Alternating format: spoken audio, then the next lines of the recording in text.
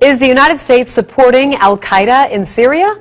The answer is yes. Fact number one. There is no question that Al-Qaeda fighters are part of the opposition forces attempting to overthrow Syria's government. Fact number two. The creation of Al-Qaeda wasn't Islamic fundamentalism. It was the CIA. The Mujahideen was created by the CIA to cause problems for the Soviets. And you might say that's crazy talk, right?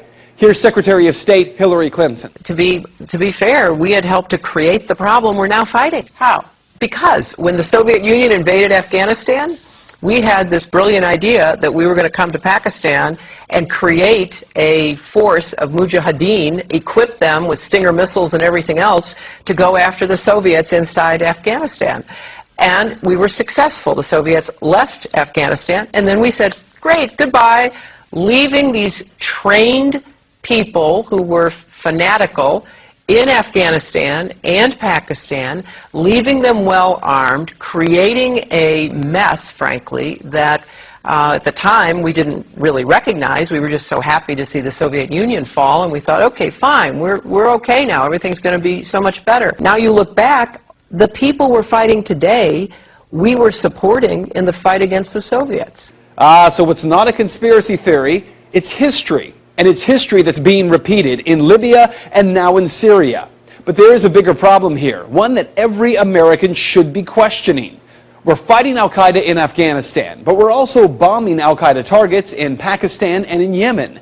And as we do that, something occurs known as collateral damage. Hundreds of civilians in Yemen have been killed in just the first half of 2012 by U.S. airstrikes aimed at Al-Qaeda fighters. We also have a history of kind of moving in and out of Pakistan. I mean, let's remember here, the people we are fighting today, we funded 20 years ago. And we did it because we were locked in this struggle with the Soviet Union. They invaded Afghanistan, and we did not want to see them control Central Asia. And we went to work. And it was President Reagan, in partnership with the Congress, led by Democrats, who said, you know what, sounds like a pretty good idea. Let's deal with the ISI and the Pakistani military, and let's go recruit these Mujahideen, and let's get some to come from Saudi Arabia and other places,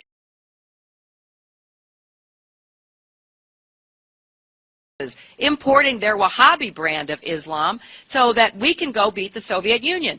And guess what? They retreated, they lost billions of dollars, and it led to the collapse of the Soviet Union. So there's a very strong argument, which is, wasn't a bad investment to end the Soviet Union, but let's be careful what we sow because we will harvest. And we now are making up for a lot of lost time. So what you need to know tonight is heavy.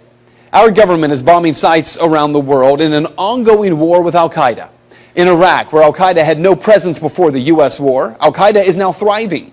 The same Al-Qaeda, yes, created by the U.S. government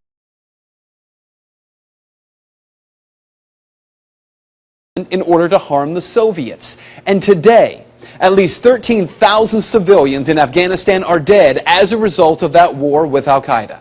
So with all respect to Ms. Fitzgerald from the Irish Times, this is not propaganda.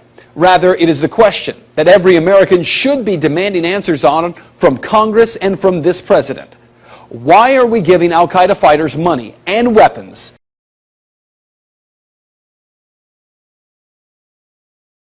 to overthrow yet another government in the Middle East? Today, our government claims they're freeing the people of Syria. Tomorrow, if history tells us anything, we will be killing and wounding civilians in airstrikes and then referring to them as collateral damage in a war with an enemy who we brought to power.